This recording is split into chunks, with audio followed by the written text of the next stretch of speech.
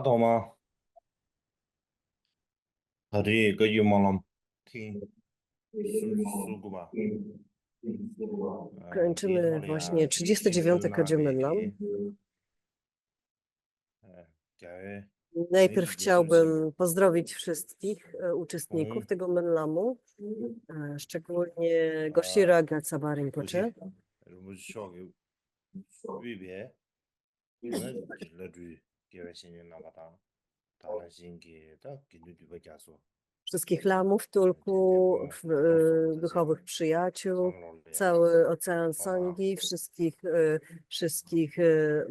比这些 przyjaciół w 便宜。Darmie, którzy przybyli z całego świata. Chciałbym pozdrowić was wszystkich.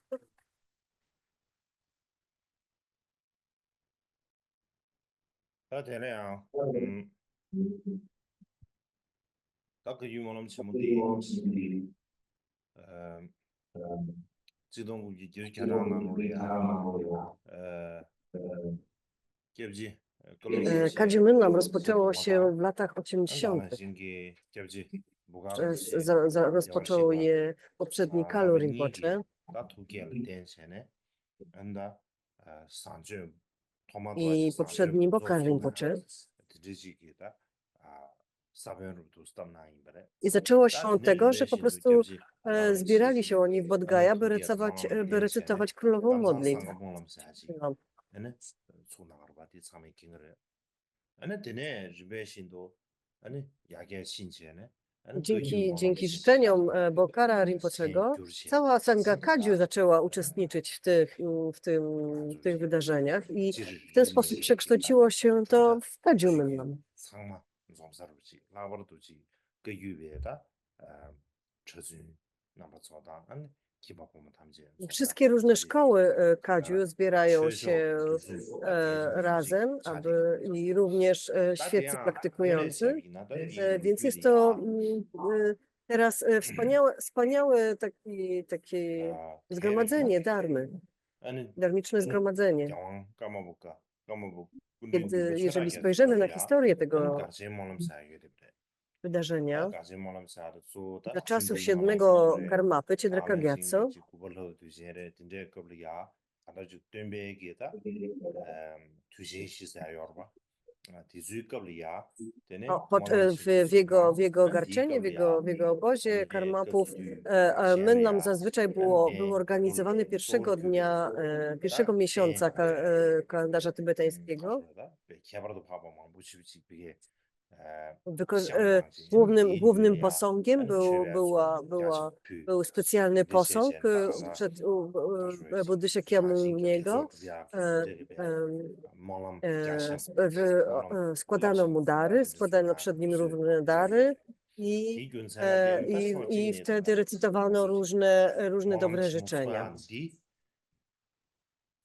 그 유기 땜바 I tak zaczęły się właśnie Menlamy, tak zaczęły się Menlamy za siódmego Karmapy.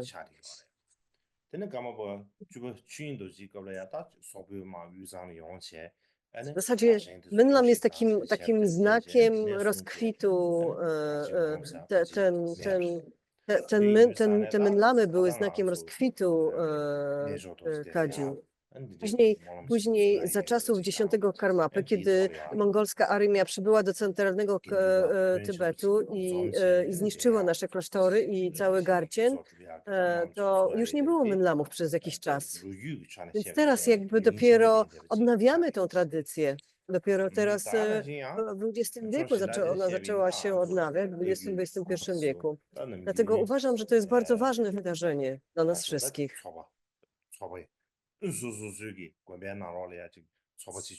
Kiedy na przykład pomyślimy o poprzednich mistrzach Kadziu, o poprzednich klasztorach Kadziu, wszystkie klasztory mają jakby troszkę inne pudże, tak, troszkę inne praktyki, ale wszystkie te klasztory zbierają się teraz na wspólne Kadziu Menlam. To jest jakby takie wydarzenie, taka pudża, taka modlitwa, taka praktyka, którą wykonujemy wspólnie, razem. Dlatego mamy taką dużą scenę. Jest to w takim miejscu, w takim specjalnym miejscu to robimy. Jest to dla nas doskonała okazja, żeby zebrać się razem, spotkać się razem. Wszyscy przyjeżdżamy tutaj do Bodgaja. To jest oczywiście bardzo ważne miejsce dla wszystkich buddystów.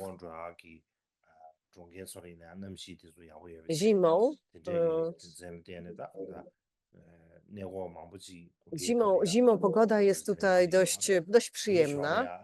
Wielu pielgrzymów przybywa tutaj właśnie w tym czasie. I stąd jakby powstał pomysł, żeby nasza sangha również przyjeżdżała tutaj na Kadziu Menlam. Przyjeżdża tutaj również bardzo wielu wiernych z całego świata, bardzo wielu kadziupów, świeckich praktykujących z całego świata.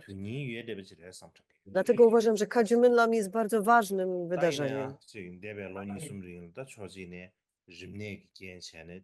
Jednak przez kilka ostatnich lat, częściowo przez pandemię, wielu ludzi nie było w stanie tutaj przybyć, a my nie byliśmy w stanie organizować Kadziu Menlam przez kilka lat.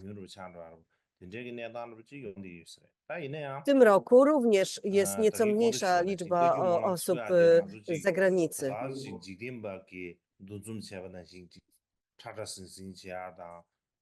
Ale Kadziu Menlam nie jest takim po prostu zwykłym zgromadzeniem, jakąś imprezą, zwyczajną imprezą. To jest zgromadzenie, na które przyjeżdżamy, aby zgromadzić zasługę dla siebie i dla wszystkich czujących istot. Więc bez względu na to, jak wiele ludzi uczestniczy w Kadziu Menlam, pożytki płynące z niego są olbrzymie.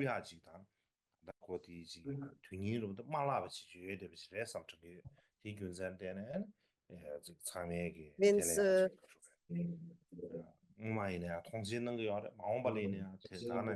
jest to bardzo, bardzo ważne zgromadzenie. W przeszłości było ważne i chciałbym, aby w przyszłości był nadal, abyśmy wszyscy uważali je za ważne wydarzenie, abyśmy w tym uczestniczyli wszyscy. Musimy rozpoznać jakby znaczenie tego wydarzenia.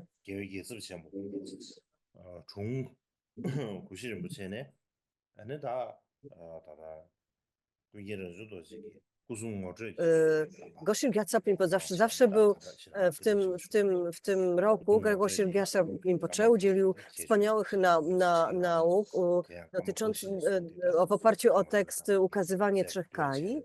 Jest to bardzo ważny tekst dla linii Karma Kamsa, w tradycji Karma Kamsa. To jest tekst z dogłębnymi instrukcjami przekazanymi przez drugiego Karma Pakshiego. Mieliśmy to szczęście, że bezpośrednio że usłyszeliśmy te nauki bezpośrednio od Gyaltsaba Rinpoche, który pomimo słabego zdrowia przybył tutaj i udzielił nam tych nauk. Mieliśmy wielkie szczęście, że wydarzyć, że uczestniczyliśmy w tym wydarzeniu. Jestem za to bardzo wdzięczny. Jestem bardzo za to wdzięczny Rinpochemu.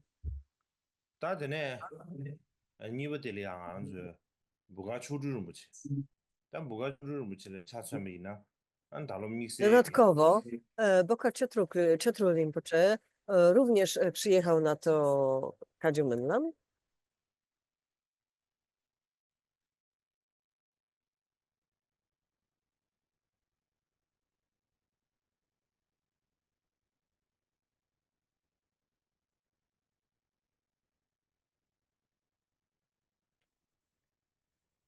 Mamy jakieś problemy techniczne. Więc Bokar Chotrul Rinpoche w tym roku, w zeszłym roku był intronizowany w specjalnej ceremonii w klasztorze Mirik. I jak wiemy, Bokar Rinpoche był bardzo ważną osobą dla Kadziu Menlam. dzięki jego życzliwości i powstało Kadziu Mynlam. Jego oczywiście wywarł bardzo wielki wpływ na całą linię Kadziu, a szczególnie właśnie na to, właśnie przez to, że zainicjował te zgromadzenia w Bodgai. Dlatego teraz postanowiliśmy go uhonorować jakby fakt jego intronizacji i poprosić go o pierwsze nauki tutaj właśnie w Bodgai. Pomyślałam, że to będzie dla nas bardzo, bardzo pożyteczne, że przyniesie to wiele pożytku nam wszystkim, jeżeli Bokar Rinpoche Yangsi będzie mógł udzielił tych nauk.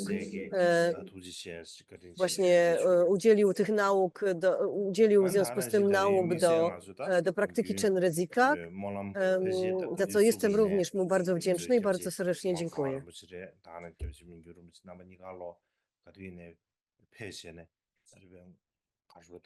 Kiedykolwiek organizujemy Mynlamy, uczestniczą w nich Zurmang Rinpoche i Mingyur Rinpoche. To jest wyraz ich wielkiego oddania i życzliwości i współczucia. Więc w tym roku oni obaj również uczestniczą w Mynlamie, pomimo wielkiej aktywności i w tym ostatnio są bardzo zajęci, ale mimo wszystko zawsze znajdą czas, żeby tutaj przyjechać. I bardzo dziękuję, że byli obecni podczas tego Mynlamu, że również brali w nim udział. Jest to godne szacunku i daje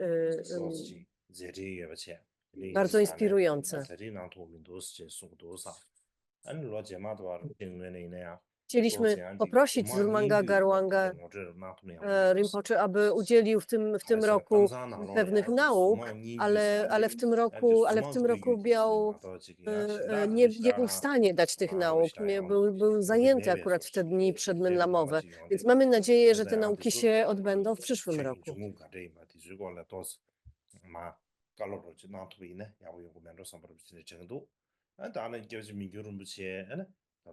Byłoby bardzo fajne, bardzo dobre, gdyby Zurmang Garwang Rinpoche opowiedział nam o historii swojej linii klasztoru Zurmang.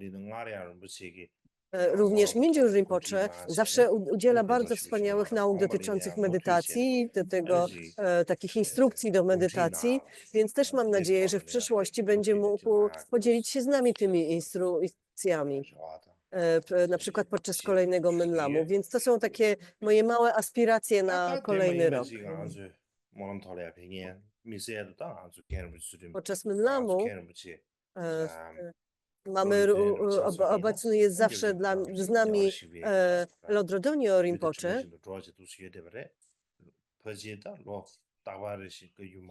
On był nieoddzielny od poprzedniego Bokara Rinpoche. Był jego jakby takim asystentem, jego takim bliskim uczniem. Więc mam nadzieję, więc oczywiście jest z nami teraz i mam nadzieję, że będzie mógł również w przyszłości brać udział w Mynlamach. Rinpoche już jest w takim dość zaawansowanym wieku, ale nadal cieszy się dobrym zdrowiem. Dlatego mamy nadzieję, że długo z nami zostanie i będzie mógł przyjeżdżać do Bodgaja.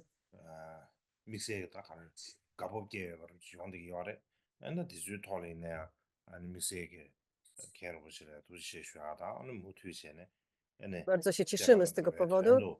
Chciałbym pozdrowić Rinpochego teraz serdecznie.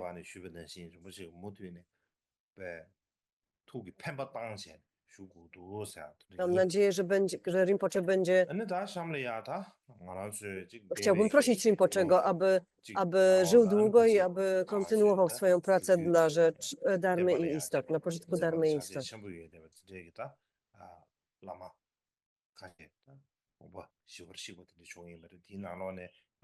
Jeden z naszych lanmów, który był szczególnie jakby ważny dla naszej linii, dla naszych nauk, to Khenpo Tsultrim Gyamtso Rinpoche, który odszedł w zeszłym roku. W Tybecie Rinpoche odbył wiele lat na odosobnieniu medytacyjnym i osiągnął bardzo wysoki poziom urzeczywistnienia. Potem przybył do Rumteku i służył XVI Karmapie, co przyniosło bardzo wiele pożytku nam wszystkim. Wielu lamów i tulków, którzy wtedy kończyli siedra w Rumteku, pamiętają go, uczyli się od niego, bo to on jakby głównie uczył wtedy w siedrze.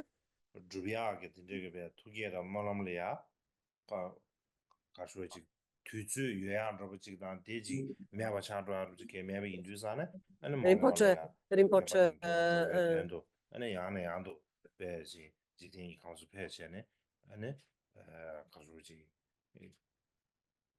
mam nadzieję, że Rinpoche będzie wciąż wracał na ten świat, by przynosić pożytek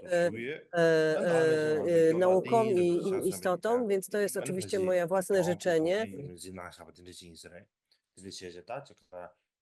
Również Chodrak Tenye Rinpoche, który był rozpoznany przez poprzedniego 16 Karmapy. To bardzo ważny lama dla klasztorów Chodrak w szkole Barom Kadziu. On ostatnio żył i mieszkał w klasztorach w Nepalu. Również zmarł niedawno, więc również jakby o nim również jakby musimy pamiętać z tego Menlamu. Również Ayang Rinpoche z Drigung Kadziu.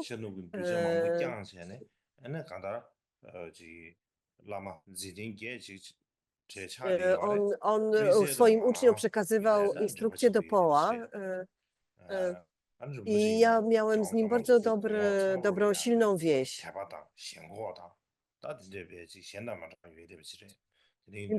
Ayang Rinpoche był bardzo oddany wszystkim poprzednim Karmapom. I to się nie zmieniło. W tym życiu również byliśmy bardzo blisko. Mieliśmy bliską więź. Więc jego odejście bardzo mnie zasmuciło. Mam nadzieję, że jego życzenia się spontanicznie spełnią i że wróci do nas szybko, by przynosić pożytek naukom i istotom. Podobnie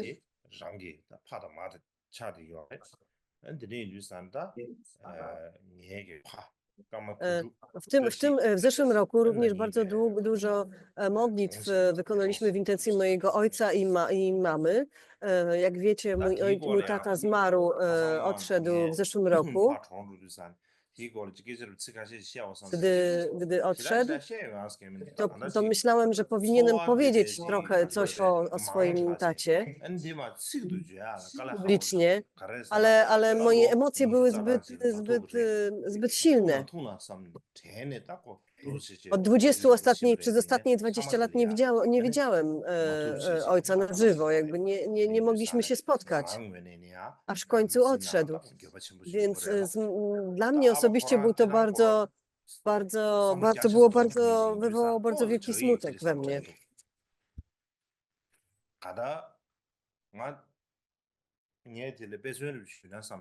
On nie miał z tym problemu, on rozumiał jakby sytuację, w jakiej się znaleźliśmy i tak dalej, ale dla mnie to był duży problem, bo nie miałem z nim takiego bezpośredniego kontaktu. Przez bardzo długi czas. Kontaktowaliśmy się tylko poprzez moją siostrę. Przez dłuższy czas nie mogłem nawet z nim rozmawiać.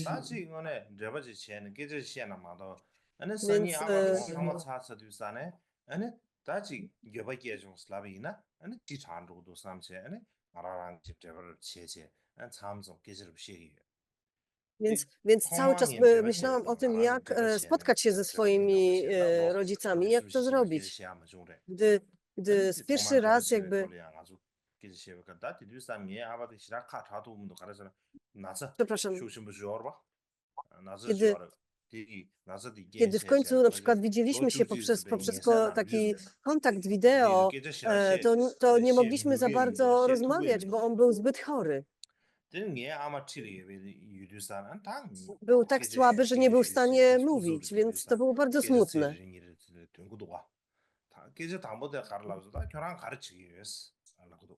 końcu moja mama albo siostra poprosili go, aby coś powiedział, aby przekazał mi kilka słów.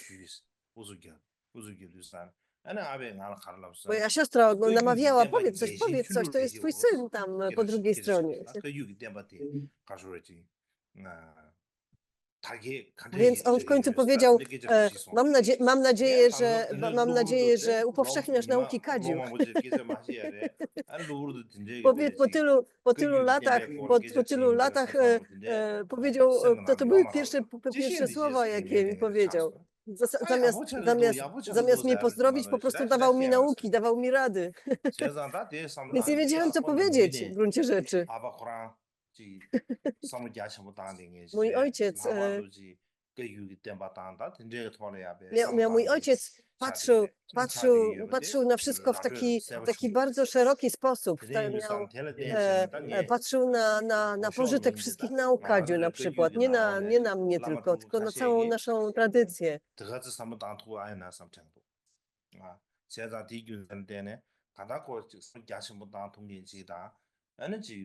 Otrzymał bardzo wiele nauk Kadziu, spotkał wielu lamów Kadziu, więc po prostu myślał tylko o tym, że to nie myślał indywidualnie o mnie czy o sobie.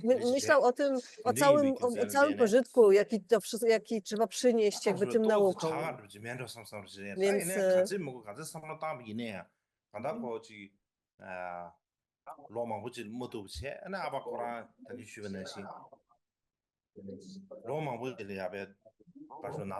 Więc tak jak powiedziałem, nie byłem w stanie jakby często komunikować się ze swoim ojcem. A jak już mieliśmy taką konferencję wideo, to on był za słaby, żeby rozmawiać. Więc cały czas miałem nadzieję, że w końcu się spotkamy, że spotkamy się na żywo.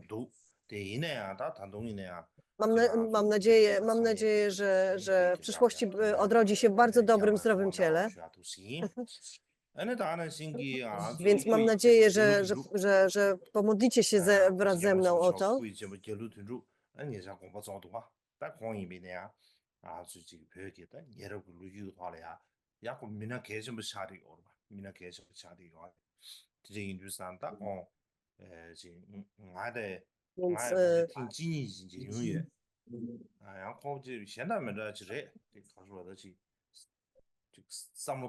On był inny od wszystkich innych ludzi, którzy inaczej myślał Przepraszam, ale nie wiem, o kim teraz mówimy do końca. W Tybecie był bardzo ważną osobą, bardzo wpływową. Miał bardzo duży wpływ na Tybetańczyków. Ostatnio zmarł.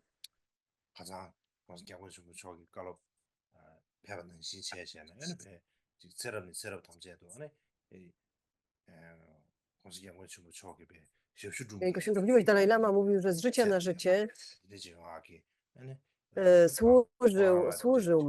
służył Dalaj Lamom, kolejnym Dalaj Lamom.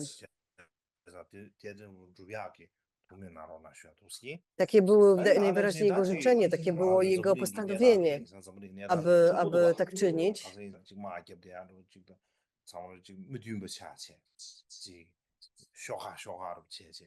Świat ostatnio jest bardzo niespokojny.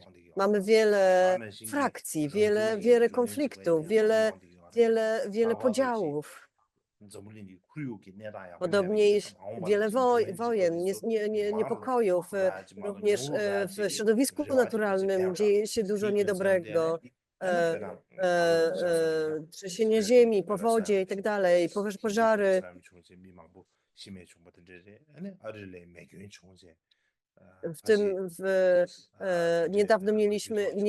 Niedawno mieliśmy trzęsienie ziemi w Tybecie, wielkie pożary w Stanach Zjednoczonych.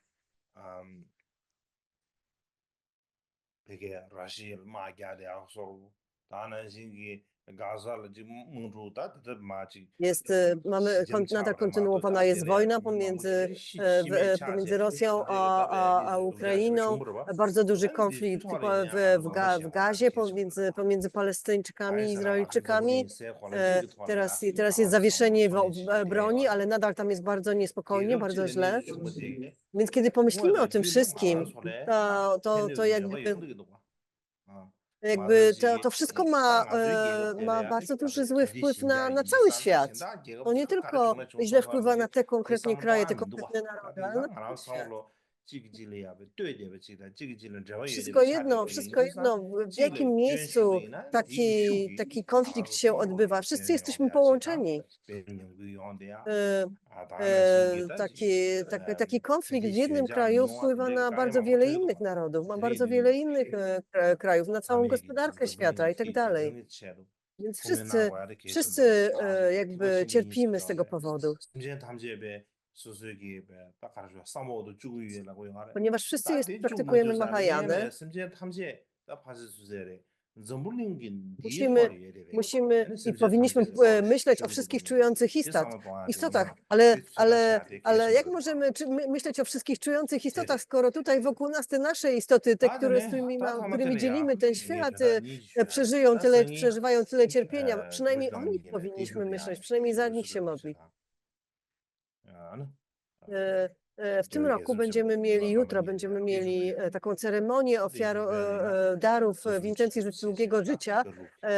długiego życia, Jamkona Situ Rinpoche i Gyaltsaba Rinpoche.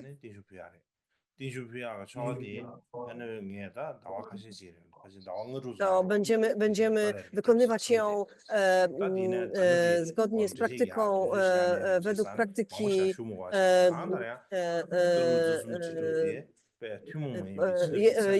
uosobienia trzech korzeni. To jest specjalne bóstwo, bardzo ważne dla naszej linii.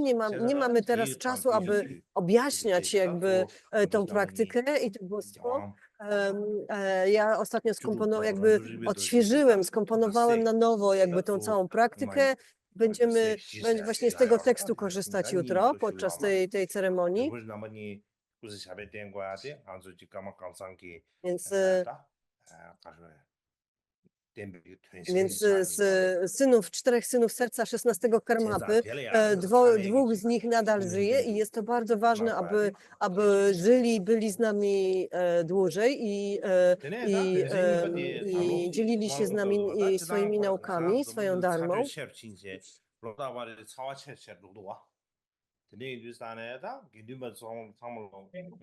Podczas tego Menlamu jest dość ciepło. Jest dość ciepło. Czasami jest za zimno, w nocy jest za zimno, w dzień jest za gorąco i mnisi i mnisi, którzy przyjeżdżają na Menlam, którzy mieszkają w namiotach, prosili mnie, abyśmy coś zrobili z tą sytuacją, że to jest bardzo trudne.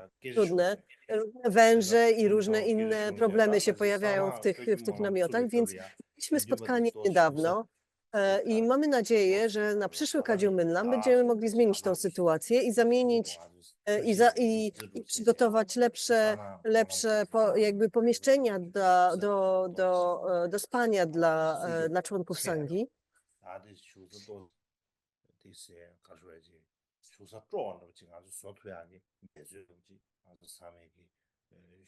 Mam nadzieję, że to będą wygodne i przyjemniejsze i bezpieczniejsze miejsca do spania dla mniszek i mnichów. Przez kilka lat organizatorzy Kadziu Menlam mnie o to prosili, a w końcu się poddałem. Tak długo prosili i walili, że w końcu musiałem się ustąpić. Więc tak czy inaczej, więc później spotkamy się, żeby omówić właśnie te plany na przyszły rok. I mam nadzieję, że zrobimy wygodne i bezpieczne miejsca dla was wszystkich, dla mnichów i mniszek. To jest nasza nadzieja na przyszły rok. Więc pomyślałem, że wspomnię o tym wam wszystkim. Poza tym nie mam nic więcej do powiedzenia. Chciałbym wszystkim podziękować.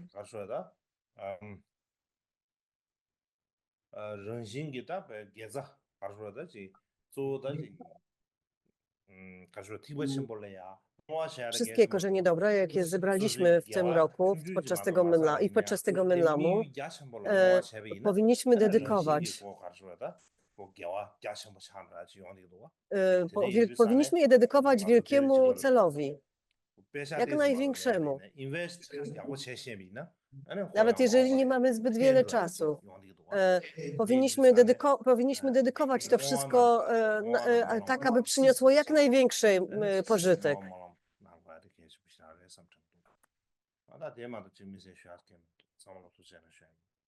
Jeżeli będziemy dedykować te wszystkie życzenia, to one na pewno się spełnią. To wszystko, co mam teraz do powiedzenia. Dziękuję wam bardzo.